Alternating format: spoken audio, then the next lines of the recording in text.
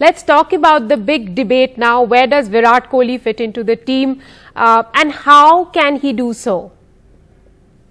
Yeah, it's an interesting question, and this is where the selectors are going to have to make tough decisions. Absolute legend of the game, and I think Virat Kohli has had his goals have been distorted over the last couple of years, because when he first started, he would have been looking up the Sachin and one-day records and Test cricket records, and just thinking, right, that's the benchmark of what an Indian international player or batsman should be. And now T20 cricket has come in and it's disrupted those goals. So he's trying to figure out where he wants his batting and what goals he wants to achieve moving forward. So with him, his game's so focused in the longer format, and to change it for the T20 format, he doesn't want to disrupt that technique and the strengths that he's got there.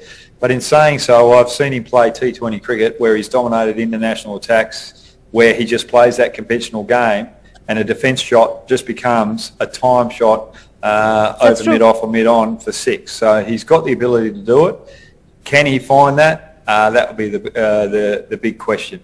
Now, Brad, Virat Kohli has been in wretched form in T20s. He has not been able to capitalize the middle overs. His numbers have drastically dropped. The former captain put this image on Instagram, calling this as perspective. Take a look. It says, "What if I fall?" Take a closer look at where the statement ends. It's very, very interesting. Talking about Virat Kohli, Brad, would you say that selectors, you've said that the selectors have to make tough decisions, but what about having him bat at number 4? I'd open the batting with him with Rohit Sharma. Okay. I know that you've got Rahul up there. Yeah, I just think between Rahul and Virat, there's not much difference between them. But this is where you got your T20 difference in that aspect. Who's going to be the aggressor in that top 3? If you got Rohit, Rahul, and Virat Kohli in that top 3. Who's going to be the player that takes the risk and really takes the bowling on? And what I mean by that, those 3 players are very good technically, play conventional cricket. You need someone that's a little disruptive and a little unorthodox, just to break up the balance of the bowling attack. Because I think when you bowl, if you've got a game plan to Rohit Sharma, Rahul and Virat Kohli, I think bowlers can settle in with a similar game plan to all those 3 batsmen, and I think that could be the downfall for India, having those 3 in that top 3.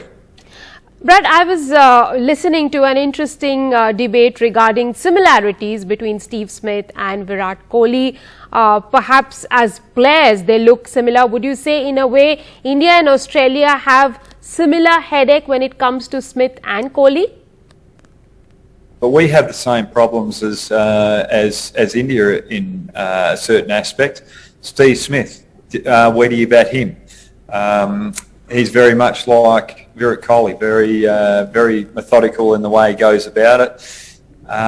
When you have to go after the bowling, the 6 hitting potential out the back end of the year, or in that middle period, not out the back end, but in that middle period, that conservative play isn't the scenario that we're playing now in T20 cricket. It's attack, attack, attack.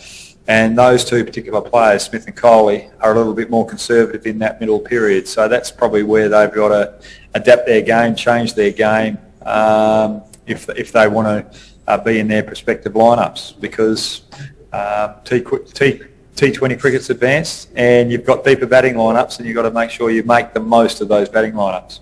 That's a very important point you make, that Steve Smith and Virat Kohli have to change their game if they are to be in their respective T20 batting lineups during the World Cup.